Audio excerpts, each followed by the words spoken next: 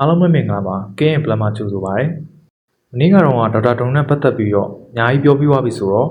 ဒီနေ့မှာတော့ cosmic being တွေဘက်ကိုလှည့်ရအောင်ဒီဗီဒီယိုကဘီယွန်နာနဲ့ပတ်သက်ပြီးတော့မသိသေးတဲ့ brother တွေအတွက်ရည်ညွှန်းပါတယ်ဘီယွန်နာဆိုတာကဘာကောင်ကြီးလဲသူကဘယ်ရလာတာလဲဘယ်မှာရှိလဲသူရဲ့လုံနိုင်စွမ်းနေရဘယ်လောက်ရှိလဲ eternity နဲ့ဆိုလို့ရှိရင်ရောသူကဘယ်လောက်စွမ်းလဲသူတို့နှစ်ယောက်ကရှင်ပြီး fight မယ်ဆိုလို့ရှိရင်ဘယ်သူကနိုင်မလဲ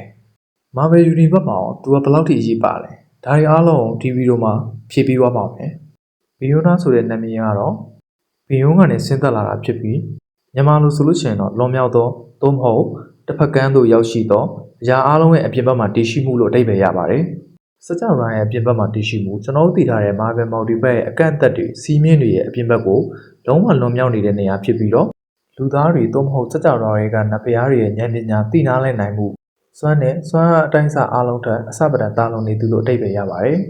သူ့ရဲ့စွမ်းအားကိုတိုင်းတာဖို့စကြဝဠာထဲမှာဘာစကေးမှမရှိပါဘူးစကြဝဠာရဲ့ဥပဒေသားတွေကိုပါကျော်လွန်နေတာဖြစ်တဲ့အတွက်ကြောင့်ဒီနာမည်ကိုပေးထားတာဖြစ်ပါတယ်အချင်းချုပ်ပြောရလို့ရှိရင်ဘီယွန်နာဆိုတာစကြဝဠာကြီးရဲ့အပြင်ဘက်ကနေလာပြီးတော့အရာအားလုံးထက်တာလွန်နေတဲ့အ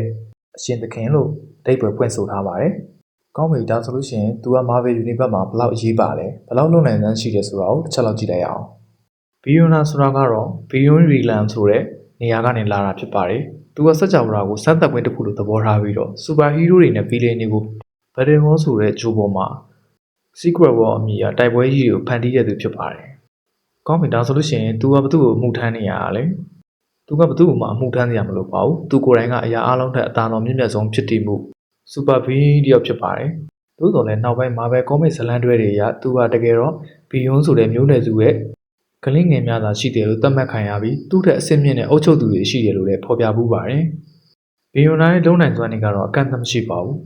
reality ကိုလက်ဖြောက်တစ်ချက်တီးယုံနဲ့တည်ရှိမှုအမှန်တရားနဲ့စကြဝဠာဥပဒေသားတွေကိုစိတ်ကြိုက်ပြောင်းလဲပြနိုင်ပါတယ်စကြဝဠာတွေကဓာတ်စင်တွေအားလုံးစိတ်ကြိုက်ဖြည့်ဆည်းပြန်လဲပြုပြင်ဖန်တီးနိုင်ပါတယ်စကြဝဠာတစ်ခုလုံးစက္ကန့်ပိုင်းအတွင်းမှာချိန်မုံဖြည့်ဆည်းနိုင်တဲ့ Omega level မှာရှိပါတယ်နေရာတိုင်းအချိန်တိုင်းမှာတပြိုင်တည်းတည်ရှိနေနိုင်ပါတယ်ဒေချင်းတရားကိုကြုံလွန်ပြီးတော့မာဘဲဒေချင်းတရားအရှင်ပင် Dust ကိုတော့မာဘဲတတ်နိုင်စွမ်းရှိပါတယ်မာဘဲထိတ်တိုင်းနံပါးတွေဖြစ်တဲ့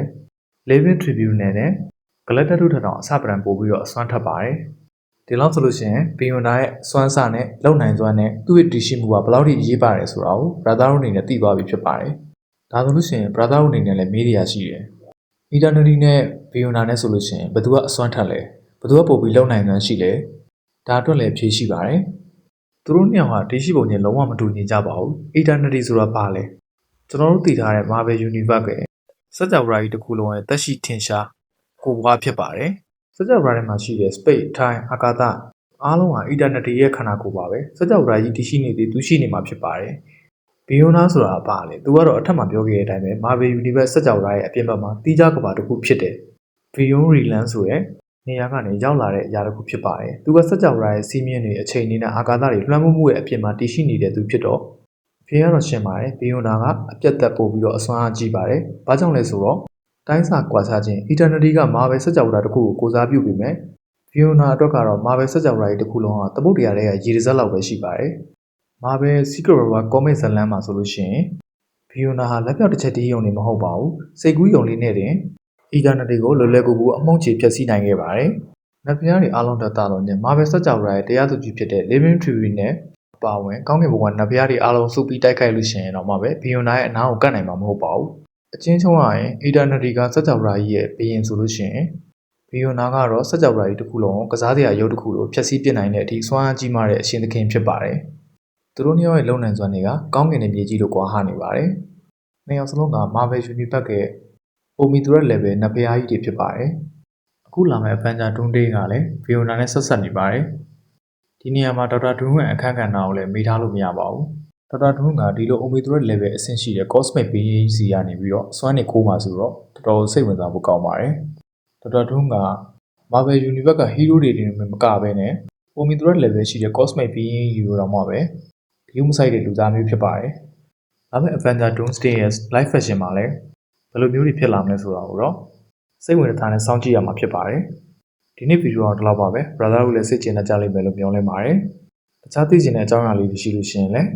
comment section လေးတွေမှာရေးသွားပေးကြပါအောင်ကျွန်တော်သိတာရှိလို့ရှိရင်ဖြေပေးပါမယ်ဒီ နေ့တစ်ချိန်ဒီကျွန်တော်ကိုအားပေးနေကြတဲ့ brother တူတယောက်ချင်းစီကိုလေးစားလျက်ပါကျေးဇူးတင်လျက်ရှိပါတယ်